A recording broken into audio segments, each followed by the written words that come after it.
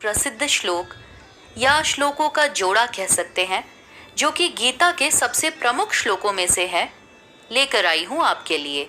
ये श्लोक महाभारत के युद्ध पर्व में अर्जुन को भगवान श्री कृष्ण द्वारा दिए गए गीता के उपदेश के अंतर्गत वर्णित है।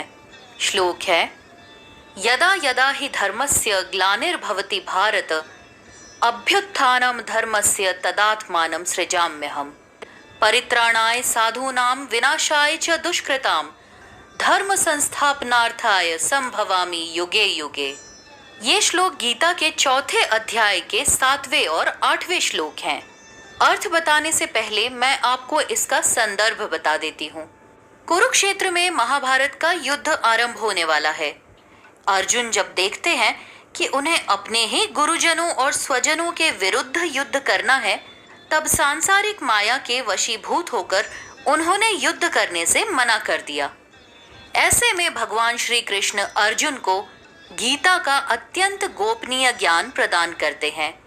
इसी श्रीमद् भगवद गीता के चौथे अध्याय के 7वें श्लोक में भगवान अर्जुन को बताते हैं कि हे अर्जुन, जब जब संसार में पाप और अधर्म बढ़ता है अर्थात धर्म की हानि होती है, तब तब धर्म के उत्थान अर्थात वृद्धि के लिए मैं प्रकट होता हूँ अर्थात अवतार लेता हूँ।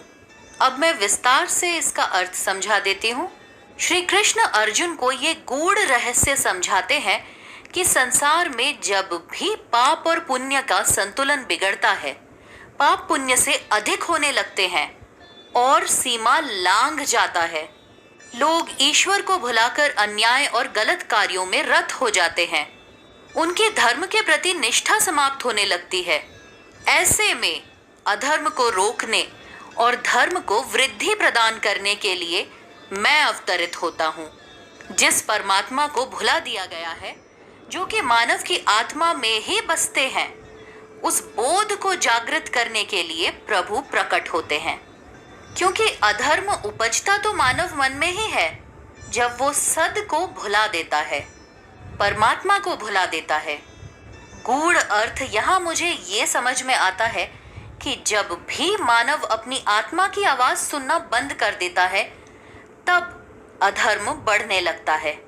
ऐसे में प्रभु अवतार लेते हैं मनुष्य रूप में, मानव जाति को ये ज्ञान देने कि वे अपने अंदर बसे हुए परमात्मा को ना भूलें, और इस तरह धर्म की पुनर्स्थापना होती है।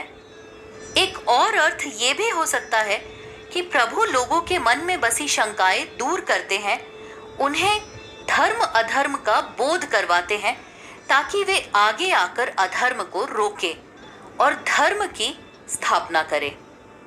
और ये कैसे होता है? जब मनुष्य अपने अंदर बसे परमात्मा को पहचान लेता है, तब वो स्वयं ही प्रभु के कार्य को आगे बढ़ाने लगता है, सद को आगे बढ़ाने लगता है, धर्म की स्थापना करता है। अब दूसरे श्लोक का अर्थ, सज्जनों की रक्षा के लिए, दुष्टों के विनाश के लिए और धर्म की स्थापना के लिए मैं हर युग में अवतार लेता हूँ। इसकी व्याख्या, इस श्लोक में भगवान श्री कृष्ण कहते हैं कि ऐसे समय में, मतलब ऐसा समय जब अधर्म धर्म से ज्यादा हो रहा हो, ऐसे समय में ईश्वर में आस्था रखने और सद्कर्म करने वाले सज्जनों की दुष्टों से रक्षा और पापियों और दुष्टों के संहार के लिए मैं हर युग में अवतार लेता हूँ, ताकि धर्म के प्रति लोगों का अविश्वास दूर होकर विश्वास पुनर्जागृत हो, जिससे कि धर्म की पुनर्स्थापना हो सके।